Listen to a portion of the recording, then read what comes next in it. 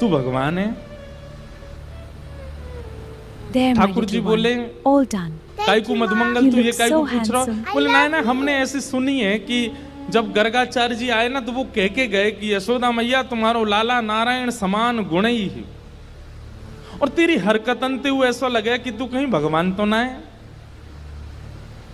तो ठाकुर जी धीमे से बोल जाते हैं, बोले मधुमंगल एक बात बताऊं? बोले कहा, मैं जय जय ही हूं, मैं भगवान ही हूं।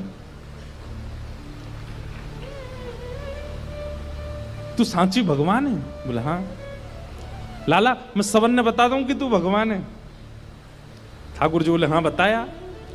मधुमंगल गयो, सबरे सखान में हल्ला मचाया। बोले तुम्हें एक बात बताऊं? बोले कहा, हमारो जो लाला है ना, बोले हाँ जी भगवान है।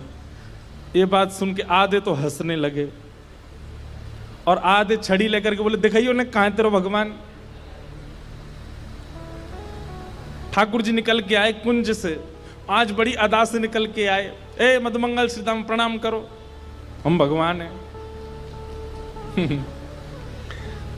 नहीं मानते, नहीं स्वीकार करते। एक दिन ऐसी लीला भागवत में आती है कि एक बार जागरण हुआ, ब्रज में जागरण कराया नंद बाबा ने। जागरण का मतलब है पूरी रात जग करके अपने इष्ट का स्मरण करना, वो जागरण है।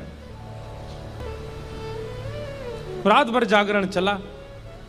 तो जागरण के काल में जैसे ही थोड़े ब्रह्म मुहूर्त का समय हुआ, तब घड़ी तो होती नहीं थी, अंदाजा लगाया तो नंद बाबा को लगी कि भाई ब्रह्म मुहूर्त है, क्यों मैं स्नान करवे जाऊं। तो जैसे ही नंद बाबा ने यमुना जी में प्रवेश किया, क्योंकि अब तो नहीं ऐसा होता पर नदियों में भी स्नान करने का समय होता है। ब्रह्म काल से पहले अगर आप नदी स्नान करते हैं तो वो देवताओं का समय होता है, उस समय देवता स्नान करने आते हैं, उस समय नहीं करना चाहिए। तो नंद बाबा देव काल में चले गए और जैसे ही नदी में स्नान करने पहुंचे तो गंधर्वजन इनको पकड़ के ले गए।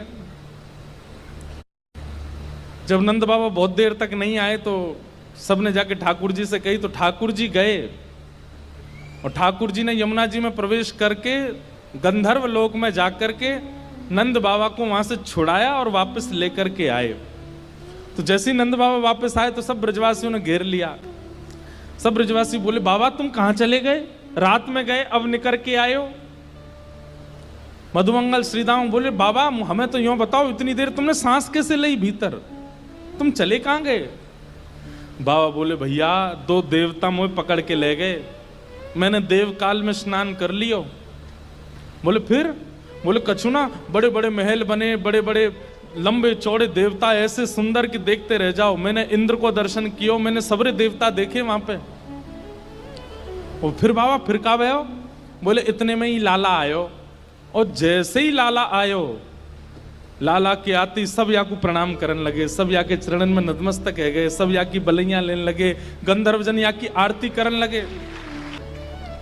और सब ब्रजवासी टेढ़े टेढ़े देख रहे हैं, लाला है या पूज रहे हम बे, या की पूजा कर रहे हो इंद्र हम बे।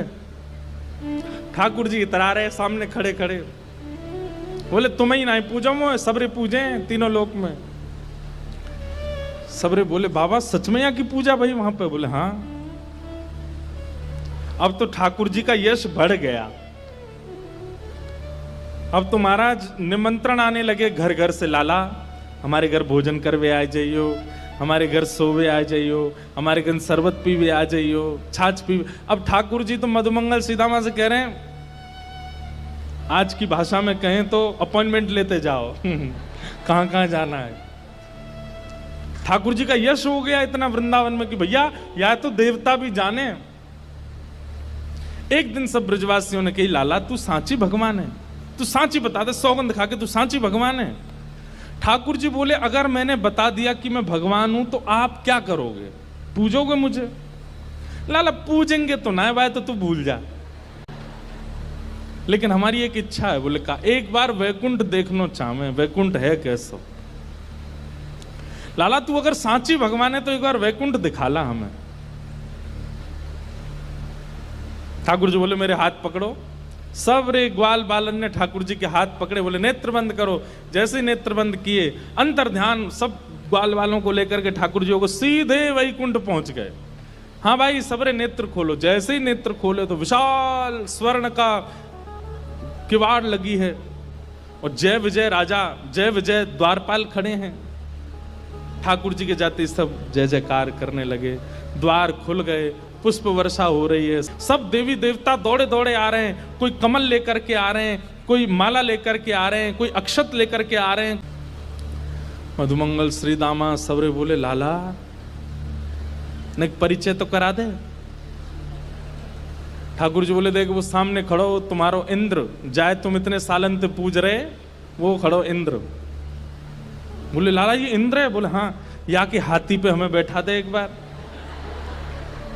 ठाकुर जी बोले इंद्र इधर आओ, अपने हाथी को लेके आओ। हाथी आ गया, ऐरावत हाथी, सबरे ग्वाल बाल चढ़ गए उसके ऊपर। ठाकुर जी लेकर के पूरे वैकुंठ में घुमा लाए, नीचे उतर आए। बोले लाला बहुत जोर को हाथी है, या ले चल वृंदावन, अपने पास ही धरेंगे, वहीं घूमे करेंगे। यहाँ पे ऐरावत हाथी की बहुत सारी सूंड हैं और अद्भुत उसका स्वरूप है, श्वेत रंग का वो है। ब्रजवासी बोले लाला हमने सुनी है ब्रह्मा के 4 मुंह हैं, एक बार दिखा दे। ठाकुर जी ने ब्रह्मा जी को बुलाया, ब्रह्मा जी आ गए। ब्रह्मा जी जैसे ही आए, श्रीदामा जाके स्पर्श करके उनके मुख देख रहे हैं, सच्ची के हैं कि नकली है? लाला ये तो सांची है।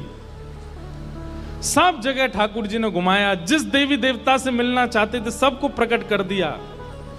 सब जगह घूमे ठाकुर जी को लेके, नदियों में, तालाबों में, पशु पक्षी सब देखा। वैकुंठ का एक एक कोना ठाकुर जी के साथ देखा। सब जगह घूम करके ब्रजवासी थक गए। थक करके बोले लाला अब चल वृंदावन चल, अब ले चल हमें।